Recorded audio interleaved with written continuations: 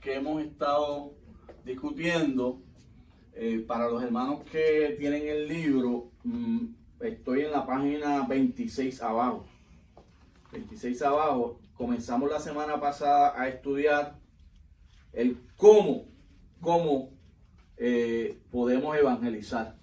Dentro de eso nos quedamos en el punto número 10 y dijimos, para que nos ubiquemos, que cuando una persona usted le lleva el evangelio y esa persona hace una decisión por el Señor, entonces de una manera breve, valga la aclaración, de una manera breve, usted debe darle consejos definidos acerca de la vida cristiana. Aquí yo quiero hacer énfasis en que estos consejos sobre la vida cristiana no es una clase de discipulado. Por ejemplo, si la persona hace una decisión y usted está trabajando, dándole seguimiento a la persona, que debe de hacerlo, porque no debe dejarlo en el aire cuando la persona tome la decisión, sino que usted debe de darle seguimiento. ¿Cómo estás?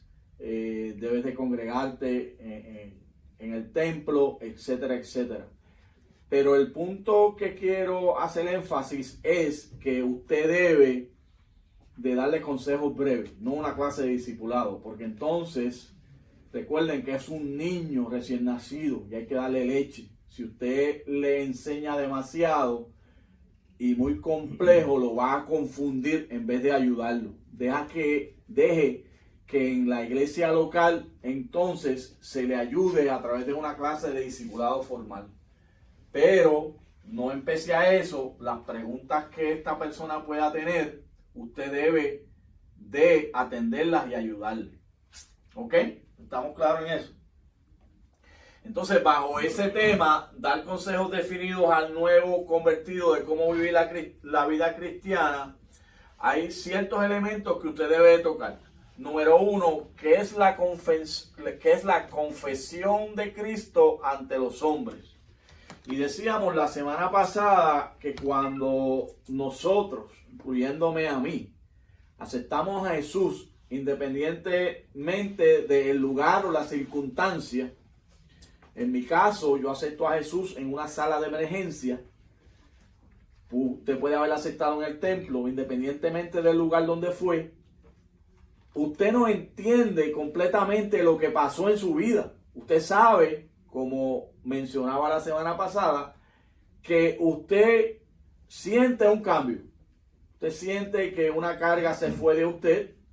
Siente que en su vida hay gozo, que hay alegría. Como le decía, siente que la mañana es más clara. Hay paz. Hay paz.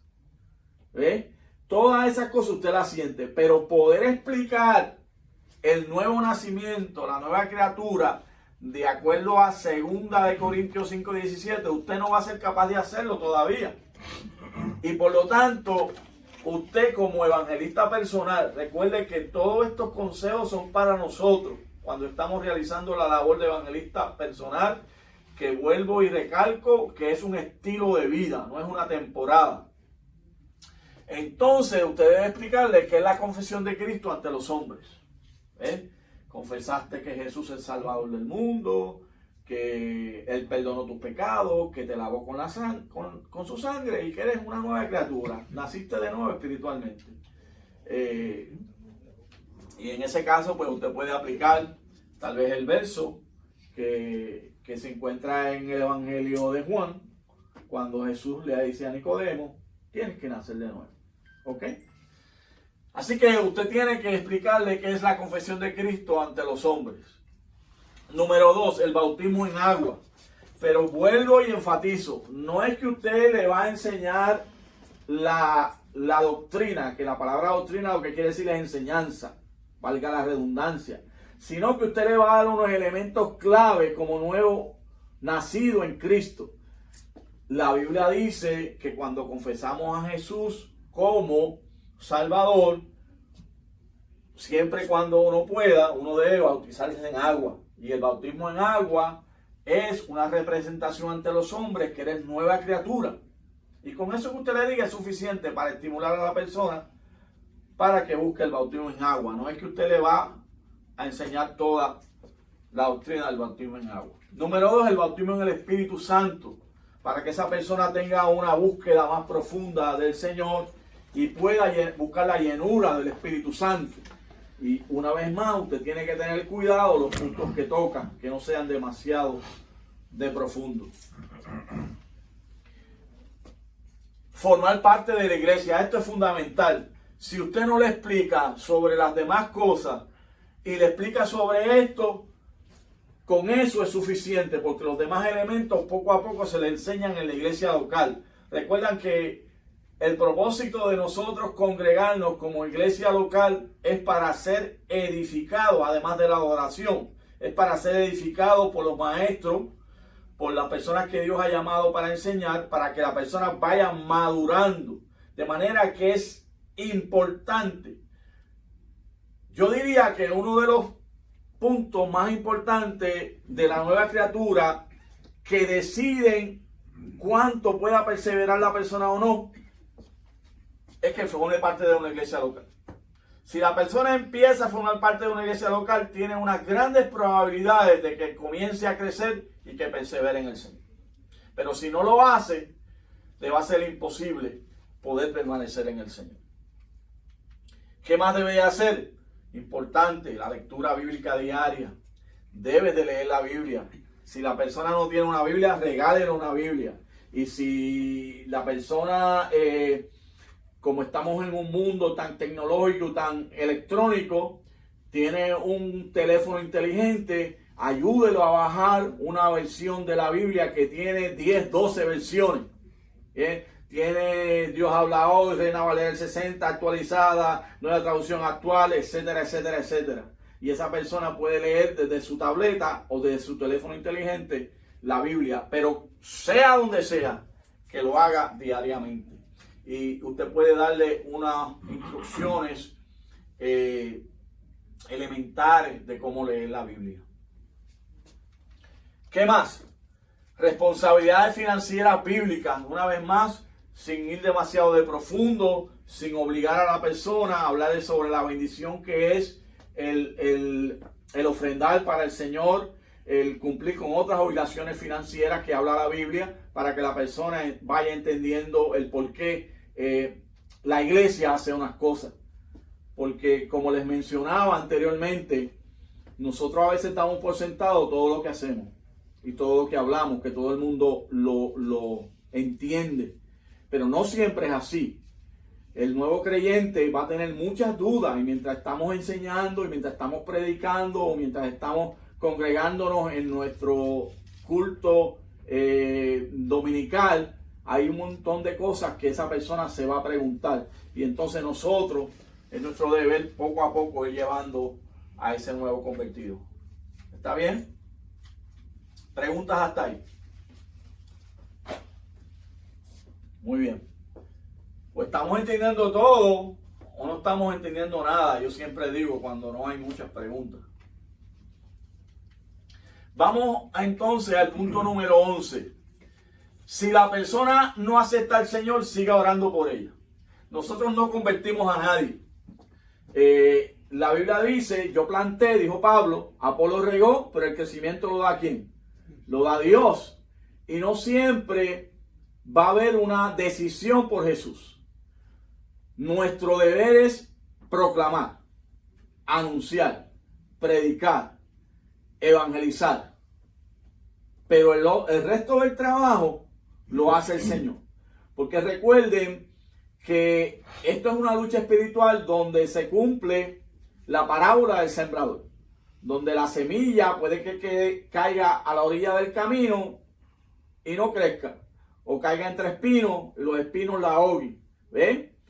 O caiga entre rocas y no crezca. Pero siempre va a haber una semilla que va a dar fruto, ¿no? Nosotros no sabemos quién.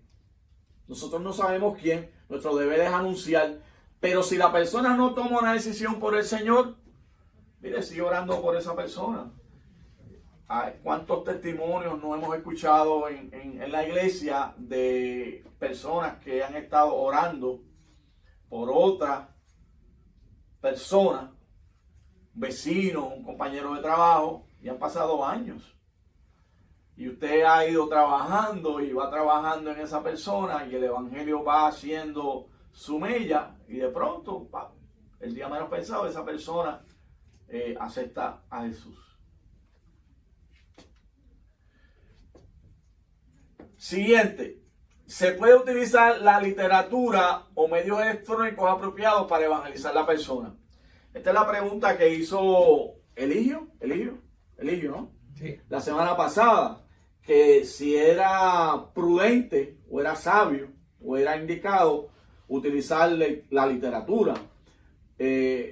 Ustedes, que los que son veteranos aquí en el Evangelio, saben que hace 15, 20 años atrás se utilizaba mucho lo que conocemos como los tratados, y es una herramienta para la evangelización. Y hay unos indicadores, como le explicábamos la semana pasada a él, para utilizar la literatura. Y es que cuando usted la utilice, número uno, lea esa literatura y sepa lo que contiene, por si acaso esa persona le hace una pregunta. Número dos, utilice esa literatura en lugares donde tal vez usted no va a poder compartir el evangelio de manera hablada. En un avión, en un tren, ¿no? En un bus o en una guagua, como dicen en Puerto Rico. Y usted pues utilice la literatura, y la literatura contiene la palabra de Dios y ella no retorna atrás vacía. Pero también la puede utilizar en la oficina de un doctor, en un banco, ¿ve? Y trate de que esa persona preste atención a esa literatura, trate de ubicar personas tal vez que estén en un lugar esperando y tienen el tiempo para leer, ¿no? Porque es más efectivo para evitar entonces lo que él decía, que hay personas que se le da la literatura y entonces lo echan al cesto de la basura, ¿ve? Pero además yo incluía ahí medios electrónicos porque hablando de los tiempos modernos, a través de los medios electrónicos usted puede evangelizar un montón de personas. Yo estoy trabajando con mi cuñado y mi hermana que no le sirven al Señor y utilizo textos, ¿no? Utilizo textos del teléfono y le escribo, y cuando hablo con ellos por teléfono y piden la oración por ellos o por familiares de ellos. Pero también usted puede utilizar las redes sociales. A veces a mí me da mucha tristeza cuando utilizamos, son redes sociales. Yo lo entiendo, pero yo creo que es un mecanismo, es una opinión muy personal, que el mundo, especialmente los jóvenes, tienen acceso y usted puede utilizarlos para evangelizar. Y yo le doy un ejemplo. Por la gracia del Señor, cuando empezó la pandemia, ustedes saben que todo el mundo se vio, por así decirlo, neutralizado de salir y hacer lo que estaba haciendo. Y Dios empezó a dar nuevas estrategias a la iglesia. Dentro de esas estrategias, el Señor me llevó a producir, con la ayuda de Nachi y de otras personas más, un audio, lo que llaman en inglés un podcast. Jamás en mi vida yo tenía idea que esa transmisión ha llegado ya por lo menos una vez a 17 países. Nunca, hermano. Los lugares que yo no voy a poder llegar a evangelizar físicamente, bien sea por la edad o porque vayamos al Señor o el Señor venga donde nosotros, el medio electrónico lo ha utilizado. Y eso es solamente, yo lo digo primero, para la gloria del Señor, y segundo, para retarlos a ustedes y darles idea de que utilicen los medios que Dios nos ha dado, porque ustedes no saben cómo Dios puede utilizar esos medios. La segunda oportunidad que dentro de todo esto el Señor nos ha dado es, yo en el 2012 sufrí de cáncer y Dios me envió a fundar un grupo para tratar de orientar y crear conciencia, porque el cáncer que me dan es en la próstata, de qué tiene que hacer el hombre para prevenir el cáncer en la próstata. Y abrí un grupo en las redes sociales y ya hay sobre 450 personas. La mayoría no son creyentes.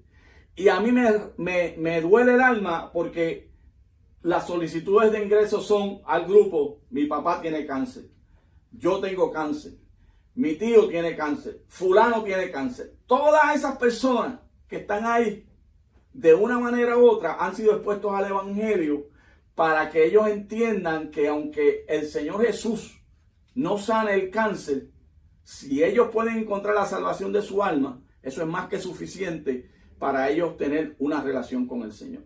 De manera que los medios electrónicos, dentro de todo esto, yo diría que han sido como un despertar para que nosotros los utilicemos para evangelizar. No sustituyen el evangelismo personal, porque no es lo mismo que yo me siente con Heriberto y tengamos un diálogo de 1 minuto, 2 minutos, 3 minutos y podamos tener un tú a tú. Porque los medios electrónicos son fríos y usted no sabe cuál es la respuesta, a menos que la persona tenga una retrocomunicación con usted. Pero es parte de lo que se puede utilizar, tan efectivo o tal vez más que la literatura. ¿Ok? 13. El obrero no debe sentir temor. 3 cosas deben recordarse. Cuando hablamos de evangelismo personal, hay 2 cosas que vienen a nuestra mente, por lo menos a la mía. Primero, es como hablar de algo que no quisiéramos hacer. Nosotros somos muy felices predicando de un altar o de un púlpito o tal vez una campaña al aire libre, pero cuando pensamos en el evangelismo personal, como que nos da el frío olímpico. Es como el cuco del creyente. Uy, evangelismo personal. Número 1. Y segundo, sentimos temor. Sentimos temor. Yo hablaba con una persona y me decía: yo siento temor cuando veo evangelizar. Yo también lo siento. Tú piensas: wow, ¿qué voy a decir? Si me dice esto, ¿qué le voy a contestar? Si me dice aquello, ¿qué le digo? O sea, sentimos ese temor. Pero no debemos sentir temor, porque hay 3 cosas que deben recordarse. Número 1, el esfuerzo del obrero personal, aun cuando aparentemente fracase, no va a hacer daño alguno. La proclamación del evangelio nunca le ha hecho daño a nadie. Al contrario, ha hecho beneficio. Tan es así que en el libro de los Hechos, a fines del capítulo 9, el capítulo 10, creo que es el capítulo 9, después que Pablo se convierte, Saulo se convierte, dice que las iglesias tenían paz. ¿Ves? ¿Por qué? Porque toda esa comunidad fue transformada por el evangelio. El evangelio siempre ha hecho bien, porque transforma al hombre. El que bebía ya no bebe, el que usaba droga ya no usa droga, el que le daba a la esposa ya no le da a la esposa, el que cometía pecado ya no comete pecado. ¿Ves? Y por lo tanto, dentro de esa perspectiva, nosotros entonces no debemos tener miedo, porque aunque aparentemente fracasemos, porque usted nunca se ganó a nadie para el Señor, pues no le va a hacer daño a nadie. ¿Ok? ¿Qué más? Los errores se pueden convertir en pasos que conducen al éxito. Nadie se convierte en un profesional del evangelismo personal de la noche a la mañana, sino que los errores que usted pueda cometer cuando le habla a una persona, poco a poco lo van a ir preparando a usted para que usted se convierta en un evangelista eficaz personal. ¿Usted quiere ser un buen evangelista personal? Haga lo que se le recomienda a los músicos cuando se quieren convertir en buenos artistas, en buenos músicos. ¿Sabe lo que se les recomienda a los músicos que hagan? 3 cosas. ¿Quién me dice? ¿Alguien sabe? Hay que practicar. Practicar y practicar. Todo el tiempo. ¿Y la práctica qué hace? La perfección. Así que así mismo el evangelista personal. Usted quiere ser efectivo, comience mañana mismo. Háblele a alguien. Y poco a poco usted va a ir perdiendo el temor y usted va a ir entonces tomando confianza Porque recuerde que el que nos llamó no nos va a dejar ir solo. Es el mismo que Mateo 28, 19 y 20 dice, y yo estoy con vosotros hasta el fin del mundo. ¿Ve? O sea, que el que nos llamó a través del poder de su espíritu y a través de el poder de su presencia nos va a ayudar a nosotros para que pongamos la palabra eficaz. Por eso mencionábamos anteriormente que usted debe seguir la dirección del Espíritu Santo, porque es el propio Espíritu Santo el que le va a dar a usted qué palabra debe hablar en una necesidad dada, como se la dio a Felipe cuando la vio al etíope y como hizo Jesús cuando habló con la mujer samaritana. Ok, el que dijo id, doctrinar o enseñar, también dijo lo que acabo de decir ahora. Yo estoy con vosotros todos los días. Mateo 28, 20. Así que esas tres cosas debemos de recordar. Número uno, que aunque fracasemos, no le haremos daño a nadie. Número dos, que los errores nos van a llevar al éxito. Y número tres, que el que nos envía nos dice que va a estar con nosotros todos los días. Muy bien, hasta ahí llegamos en esta presentación. Ahora, vamos ahora a entrar.